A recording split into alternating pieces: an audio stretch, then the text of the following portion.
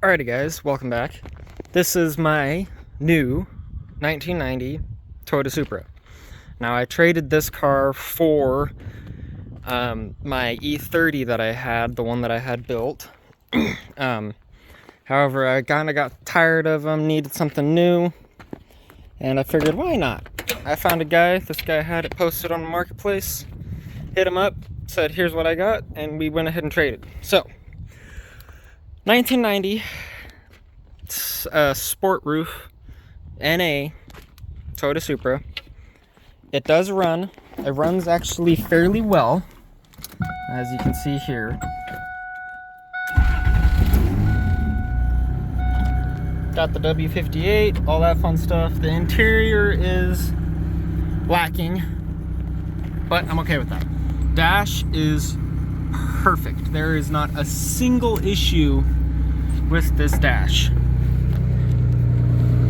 Got the Corbu seats, fun stuff. As you can see, runs pretty well, nice and smooth. I don't know the exact mileage on it because the speedo cable is broken. So, because of that, the motor's gonna get pulled out of it. I'm gonna rebuild it. Now that might seem crazy. It runs perfectly fine. I could drive it right now if I wanted to, but peace of mind for me is pulling the motor out, resealing everything, just making sure it's nice and good, put a new clutch in it, make sure it's nice, clean up all this because it's definitely got some wear and tear on it. As you can see, I got my trusty hood prop there because those are blown out. This car is on, I don't know, I think they're Godspeed coilovers. They're not terrible. I had to raise it up when I got it because it was ridiculously low. But now we're back to a more normal ride height. A little lower than stock. I have already kind of started doing some body work. Other than that, the body's pretty straight. Very minor stuff I had to do.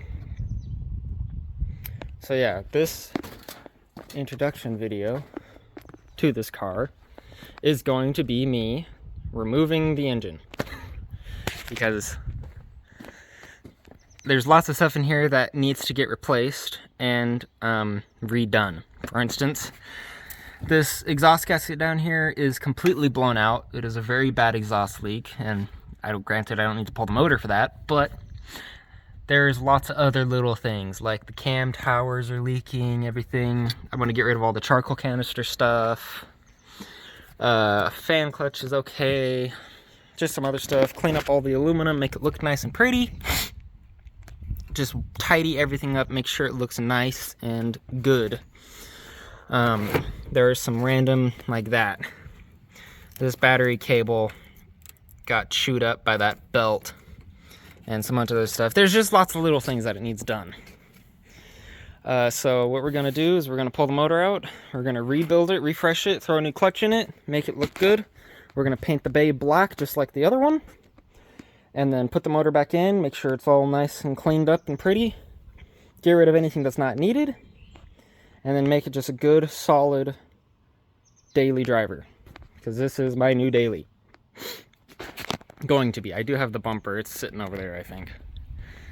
But yeah, so let's get started. We're just going to start undoing things slowly and pulling the motor out and get it on a stand. And another reason I'm doing this is it is ridiculously cheap to rebuild these motors. I think I found a whole re-ring kit for the 7MGE for like 114 bucks, I think, which is just mind-boggling to me because I'm used to my BMWs and stuff, and those are ridiculously expensive parts for those, and these are just, this is nothing compared to what I'm used to. So I figured why not get it done, make it nice, make sure it's all good and solid, nice reliable little car, and I'll have fun with it. I've driven it around a handful of times already. It's a fun little car. It's a fun car already. So I already know it's going to be good. And maybe we'll do some hop-up stuff to it later down the road. Still haven't decided, but I did find that I can get some pretty cool turbo parts for these motors that I did not know before. So yeah, let's get going.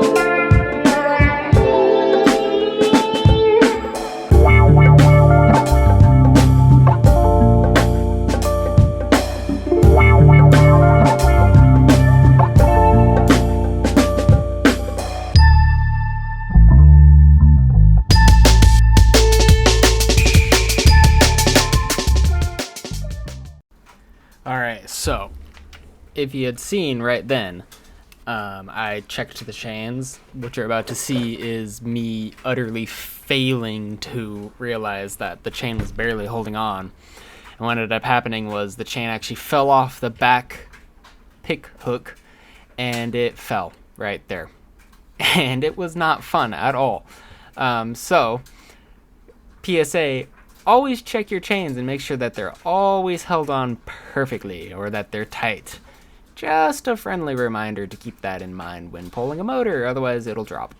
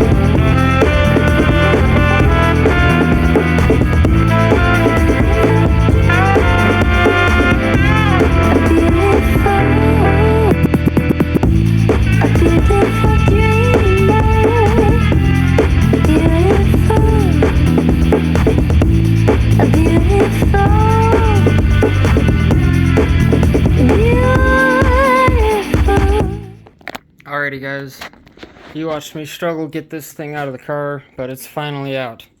It took forever. This is actually a day later from when I started. Made quite a few discoveries in the process of pulling it out. So I'm curious as to what it'll actually look like on the inside. First off, it has solid aluminum engine mounts. These are atrocious. These are going away. I have a set of rubbers, or rubber bushings. Hello, puppy. Some other stuff. It's got some unorthodox racing pulleys. I honestly haven't heard of them. Don't really know too much about them. But the main pulley is one. The water pump pulley is also an unorthodox pulley. Something else I noticed is this front pulley bolt is completely loose. Like, was not tight at all. I went to go try and take the flywheel bolts off, and I used the front crank, or the front of the crank as a pry bar basically most of the time, and I literally put my hand on it and it just broke loose. So not entirely sure why that was like that. As you can see, it is a smaller pulley. I believe the water pump pulley is an oversized pulley. Smaller, bigger, I don't actually know 100%, but this was very interesting. I'll have to look up and see what those are used for. What else did I find? Oh yes, it had a very lightweight clutch in it. It is not in very good condition. This disc is it's not toast. It's still got, well, it still has some life in it. I think I might just replace the disc and the pressure plate. I don't know what kind of clutch this is. I can't find a brand or any sort of stampings or markings or anything on it. I haven't looked too far into what kind of stuff you can get for these engines, but it does have a removable clutch surface. This, like I said, this disc is it's usable. I don't know if I'll reuse it. I haven't decided. It's got lots of heat in this pressure plate. I know when I drove it, it is very squeaky, and that's kind of one of the reasons I wanted to replace it, but I didn't realize it was going to be like an aftermarket high-end clutch. So we'll see, but there's definitely some grooving in both surfaces, so we'll see about that. Everything else is looking pretty normal. The W58, it's pretty clean, doesn't look terrible. However, if you look down there, it's kind of hard to see, but down in there is a bunch of little brass chunks. Now I know the shifter, when I pulled it out, it pulled the collar with it, and as you can see, it's a little chewed up. So I'm gonna have to look and see if I can replace that or what. Might just do a short throw. But yeah, it's out. It's gonna get cleaned. Gonna start cleaning stuff up, and then I'm gonna start pulling everything apart, getting the engine all clean, getting it ready to reseal. Overall, it's pretty clean.